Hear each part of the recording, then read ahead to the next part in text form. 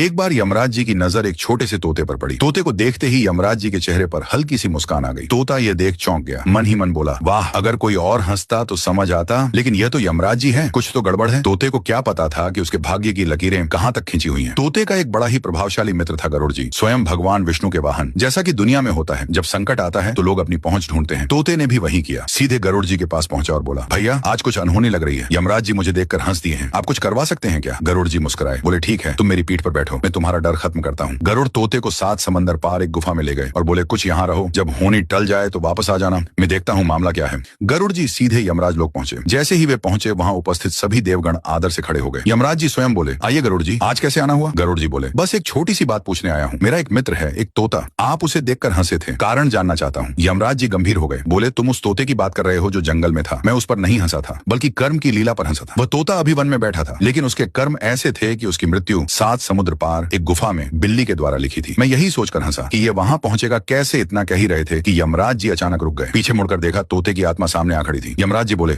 देखो आ गया। गरुड़ जी स्तब्ध रह गए, बोले, यह कैसे संभव है? ये तो उड़ भी नहीं सकता था, मैंने ही इसे गुफा में छोड़ा था। यमराज जी ने शांति से कहा, कर्म अपने रास्ते खुद बना लेता है। उस दिन गरुड़ जी ने एक गहरी बात समझी। उन्होंने कहा, हम यह सोचते हैं कि हम क्या कर सकते हैं, लेकिन असल में होता वही है जो कर्म ने तय किया है। इसलिए व्यर्थ चिंता मत करो, ईश्वर का नाम जपो, कथा सुनो, प्रसन्न रहो। हर दुख के लिए यह मत कहो कि मैं तो अच्छा करता हूँ, फिर मेरे साथ बुरा क्यों? क्योंकि हर उत्तर इस जन्म का नहीं होता। अगर आपको कहानी का मतलब समझ आया तो कमेंट में हर हर महादेव जरूर लिखे।